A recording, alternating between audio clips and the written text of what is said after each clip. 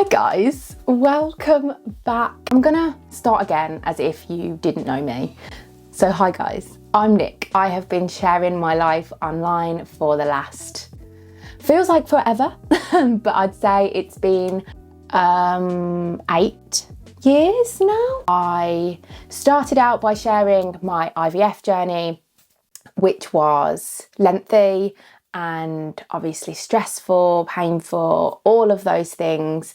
And you can go back and watch all those videos further down. But yeah, we had Jax, our first baby boy, in 2021 from IVF. That was a successful round, which was paused during COVID, and everything else was kind of just spread out, but you can go back and watch that if you would like to. Then we ended up moving house, and things after having Jax and moving house and everything else got very stressful.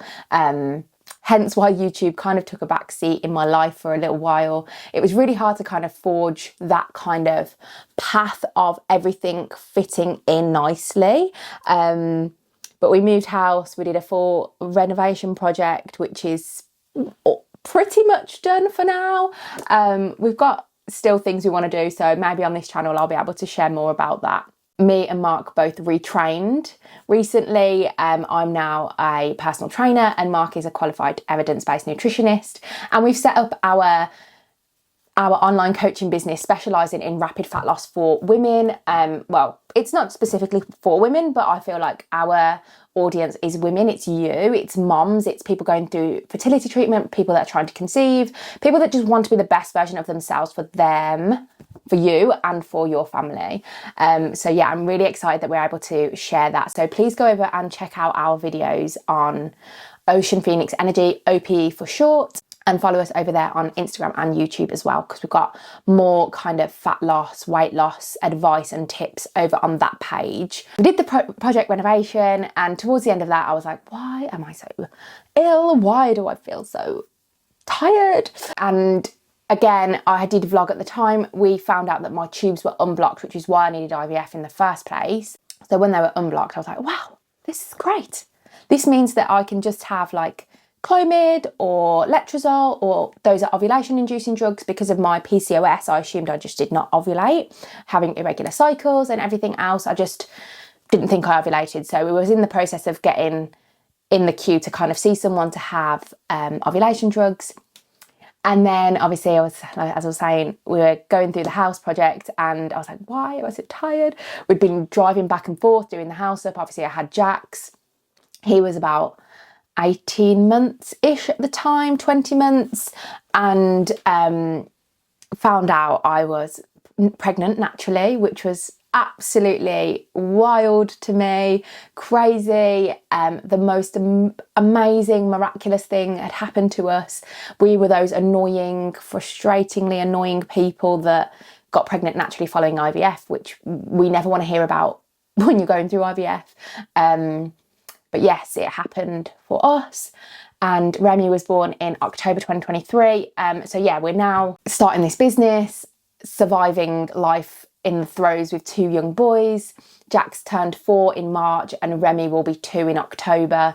They're 2.5 years different, and yeah, that's kind of like very much life summed up very quickly. I'll just quickly go over my weight loss as well, because throughout this whole journey, from the point of needing to lose weight for IVF, I had to lose weight to be eligible. So on the NHS at the time, the BMI requirement was 30. BMI goes off your height and your weight and puts you in like a category from underweight to obese. It's a tough one, but for general population, it's probably the best metric they can use to kind of judge people's weight. At the time, I felt very victimised by it, and I felt like this isn't fair, they don't know me, da, da, da, da. And I know that there's going to be a lot of people watching this who feel victimised by BMI as well. especially if you have muscle mass. Like, it doesn't take into consideration muscle mass at all. It's just literally on the scales and your height, that's it. Or your ethnic background also can play a role in your BMI. So I had to lose weight for IVF. So it was about 2 stone I needed to lose at the time. I was at my heaviest, which was about 15 stone with 91 kilos. At the time, I didn't know I needed to have IVF. It was kind of like, if I have to have IVF, once I've jumped through all these hoops, I don't want to hit the pause button on our journey because I need to do this weight loss. I need to get the weight off. So I was like, okay, I'm going to be proactive here, having never been able to stick to any diets, any weight loss, I've tried so many things to lose weight over the years, and I really tried hard at like Slimming World. Didn't work for me. I've watched my mom do Weight Watchers and Atkins and all these things. I tried the aloe vera gel. I tried fat freeze. I tried pills. I tried skinny teas. I tried personal trainers. I tried everything that I felt like I could, and nothing ever really stuck. It would be like, oh, I'd get to like 5 to 7 pound down and put it all back on again. And I know there's so many people out there that get that totally get that. But I ended up really digging deep. I focused my energy entirely on that weight loss for IVF, which is really difficult, obviously, when you've got life going on. And I know that there's going to be people out there that have careers and perhaps other children and whatever it is going on, as well as like needing to lose weight for X, Y, and Z. So I totally get it, especially with PCOS. It feels like more of a chore for certain. It just does. We'll talk more about PCOS and weight loss and various other bits like that on OPE. So please go over there and check out that, because that's going to be more about the science behind it and how we can help you with your goals. But I managed to lose the weight for IVF, which was the 2 stone, by the April, I believe it was. Still kind of jumping through a lot of hoops with regards to like having tests done and various other bits. But we found out we did need IVF. And in that time, I'd kind of carried on. I'd found this love for fitness again. And I'd always dipped in and out of exercise my entire life. But like I say, the weight just kind of piled on over injuries. I'd had 3 knee surgeries, broke my leg, and various other bits over the years. And all of that had kind of set me further back.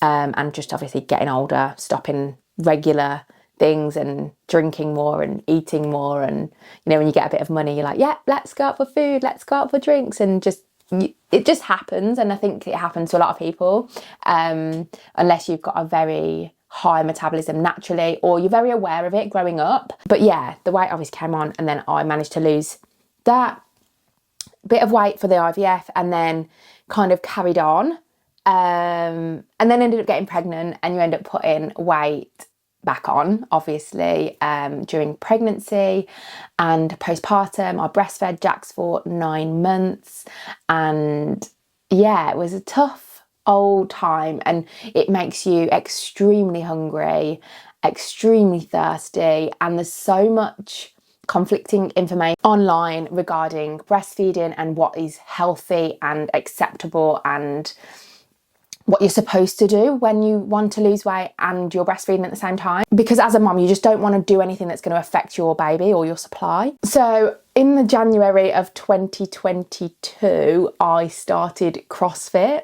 It was something that I'd always kind of looked at and thought, you know what? Quite fancy a bit of that for me. High intensity, lifting weights, just looked like a good time. I liked the community aspect of it. Yeah, so I threw myself into CrossFit, and it was a really good time for me. I just finished breastfeeding with Jax. We had an awful time with his sleep. I probably spoke about that on some videos previously, but I was a walking zombie for about 3 years, so I can't really remember what I'd said. But yeah, we had a really tough time with his sleep, and having that slice of time back for me to go out and go training. Sometimes I would take him, sometimes my mum would have him for me. But it was a really nice time for me to kind of get focused. That was the year I was turning 30.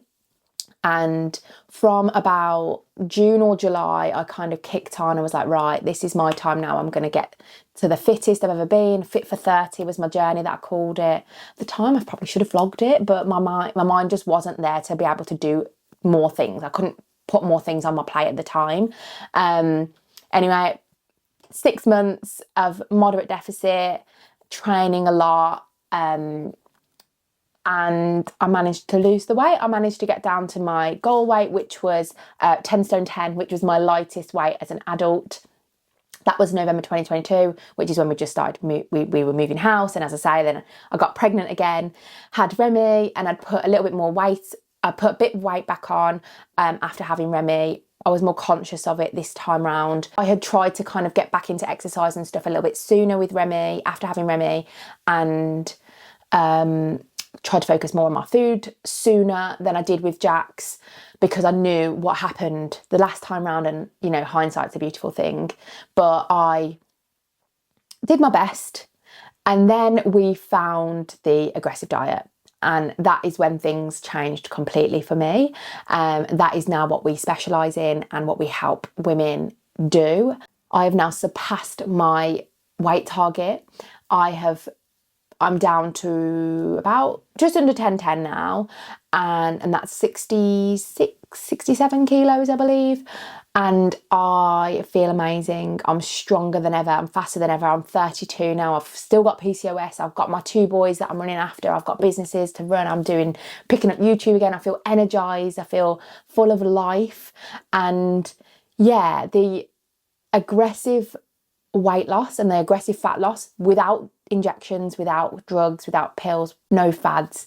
It's all nutrition led by us, and those numbers have worked for me amazingly. And more so than just the number going down on the scale, I feel so confident in myself and the choices I make, and how comfortable I am seeing the number change on the scale. Yeah, there's just been so much more in the mindset and habit department that's changed than just, oh yeah, I've lost weight, cool. You know, and I've now been at maintenance for about 6 or 8 weeks. I've managed to maintain the weight loss. I haven't been tracking every day. I've been eating out. We've been doing various bits. I've been training really well, moving really well. Yeah, just everything seems to be running really nicely. And me and Mark both are about to drop back into our aggressive diet again for another round. And like I say, I've never been less than this weight in my adult life. I've never seen it again since I passed it on the way up, basically. And I'm really excited to see what happens now. Like, I've done this. I've got to this point now 3 times, obviously between pregnancies, and I'm not having any more children. I'm completely content with our family, that it is complete now, and it's time to focus on me, and it's time to focus on me pushing on for me. So yeah, I'm really, really excited to see what happens. And I don't know what's going to happen. I don't know whether it's going to be just a smaller weight loss here, like 3-4 kilos, or whether it'll be like, oh, I'll get another 10 kilos off. I don't know. We're going to just wait and see. But we are going to vlog it, and we are going to bring you along on the journey. Here will be more of an overview and more vlog style stuff again, and family.